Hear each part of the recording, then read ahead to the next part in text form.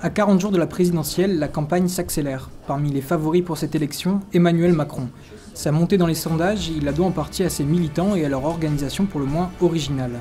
Aujourd'hui, En Marche compte plus de 200 000 adhérents qui se répartissent dans 2000 comités, dont 120 dans le Nord. Des comités dont la grande particularité est d'organiser des débats citoyens. À Lille, il y en a un par semaine et le projet est ambitieux, puisque les adhérents participent à l'élaboration d'un programme.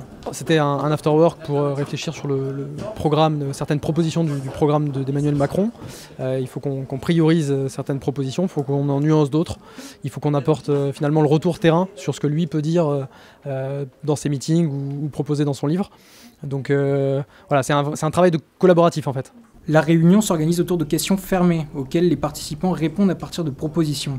S'il y a une position majoritaire, elle est envoyée en direct au mouvement national.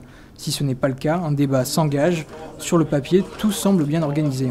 Mais la machine s'enraye facilement. Impossible d'avoir la certitude que la proposition sera prise en compte par la direction nationale. Le format des réunions semble aussi poser problème. Sujet, thème et temps de parole, tout est en réalité calibré par le mouvement. Si tu veux, moi je trouve ça dérangeant que tu aies des personnes qui ont un avis très intéressant, mais si tu veux, à mon avis, il faut cadrer les débats, c'est-à-dire tu as un café-débat où tu as des experts qui vont venir, mais si tu veux, le but d'un comité et des questionnaires, c'est de faire remonter l'avis de gens qui n'ont pas forcément, qui ne sont pas des experts, qui n'ont pas forcément un avis très précis sur la question, et qui du coup... n'ont pas forcément même réfléchi à la question, mais si tu veux, quand les gens votent, ils ne sont pas des experts non plus. Et ce qu'on essaie de faire remonter, c'est des sentiments. De temps en temps, certains temps de parole étaient peut-être un peu plus forts. Il y a quand même un grand respect. Et puis de toute façon, ça c'est la règle numéro 1, c'est qu'on essaye de respecter.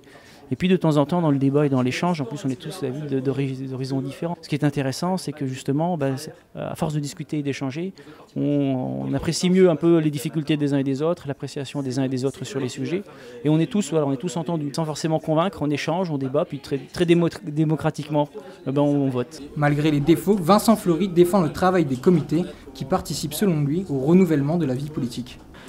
C'est ce qu'il y a de plus efficace. On consulte à la fois la base, on lui promet rien finalement, hein, on lui promet pas de reprendre exactement ce qu'elle a dit, mais on consulte et en même temps on ne se coupe pas de la réalité du terrain et en même temps les gens s'expriment, se sentent exprimés, se sentent considérés, c'est parfait.